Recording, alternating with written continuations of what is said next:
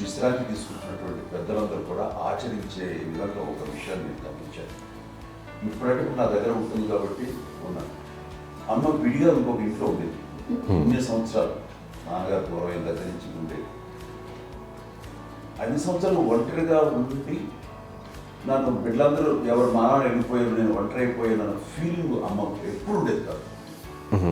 తర్వాత బిడ్డలు వాళ్ళ టైం బట్టి వచ్చి చూసుకుంటే సరిపోతుంది. అది వారమా, నెలక, 2 నెలక, అసలు ఒక్కోసారి రాలేని పరిస్థితిలో ఉంటుంది. 5-6 నెలల పాటు ఇదే ఊళ్ళో ఉండి పక్క వీధుల్లో ఉండి ఎవరి పనులు వాళ్ళు బిజీగా ఉండి, ఎవరి షూటింగ్ వాళ్ళు బిజీగా ఉండి, ఎవరి ప్రొఫెషన్లో వాళ్ళు బిజీగా ఉండి, ఎవరి ప్రొఫెషన్లో వాళ్ళు బిజీగా ఉండి, తన సంసారం తను బిజీగా ఉంటాను. ఒకసారి అమ్మ ఏమీ ఫీల్ అయ్యేది, ఏంటమ్మా రావట్లేదు, అది పట్టించుకోవట్లేదు ఏంటి అంటే అంతేలేమ్మా అని ఇలాంటి నిరసన మాటలు కానీ, ఈసరింపు మాటలు కానీ, లేకపోతే న్యూనతాభావం కానీ ఇలాంటివి ఎప్పుడు అమ్మకు లేవండి.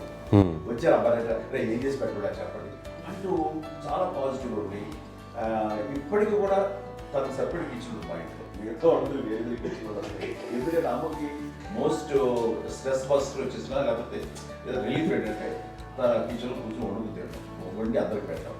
ఇప్పటికీ కళ్యాణ్ బాబు అక్కడక్కడ తిరిగేసి ఎక్కడో చేసి నిరసన చేసి అన్ని రకాలే చేసి వస్తే అమ్మకి చాలా జాలి.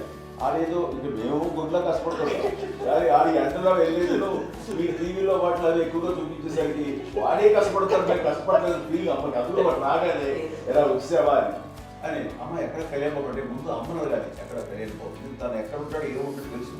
అది తెలిసిన తర్వాత ఎక్కడ తను వాడికి ఇష్టమైన బిర్యానీ అవి చేసి చక్కగా పంపించి అన్నీ చేస్తుంది. అట్లాగా బిడ్డలకి పెట్టడమే తప్ప బిడ్డల నుంచి ఈ వయసులో ఎక్స్పెక్ట్ చేయడం లేకపోగా కొంచెం పట్టించుకోవట్లేదు అనే ఒక న్యూనత భావంలోకి వెళ్ళిపోయి సైకలాజికల్ డిప్రెస్ అయ్యే మదర్ మొత్తం కాదు. ఆ రకంగా మాకందరికీ భరోసా. మేము కూడా పెద్ద అయినా బిడ్డలు వాళ్ళ ప్రవృత్తి ఉద్యోగరీత్యా వాళ్ళు వృత్తిరీత్యా వాళ్ళు దూరం అయిపోయి మనల్ని చాలా కమ్యూనికేషన్ గ్యాప్ వచ్చినా సరే బిడ్డలు నాకు దూరం అయిపోయి పట్టించుకోవట్లేదు. ఇలాగే చూసావా వెళ్ళి ఎంత ఇదిగా ఉదయ్యేవాళ్ళు గురించి ఇప్పుడు ఏమైపోయాను అన్న ఇంత కొంచెం బాధపడలేదు వాళ్ళకి అంటూ నెగిటివ్ సైడ్ ఆలోచించే విధానం లేనే లేదు. అది మా అందరికి ఎంత కంఫర్టబుల్ అంటే అంత ఇంతగా చూసుకోకపోతే మాధవ్ చూసుకుని మాధవ్ లేకపోతే నాగబాబు వెళ్తుంటాడు కడియడం వల్ల మా విజయం చూసుకుంటున్నది సరే నాకు కళ్యాణ్ బాబు తను చూసుకుంటుంటాడు. ఇలా ఎవరో కూడా వెళ్తుంటాం. అమ్మ మాత్రం అది వెరీ గుడ్ హెల్దీ.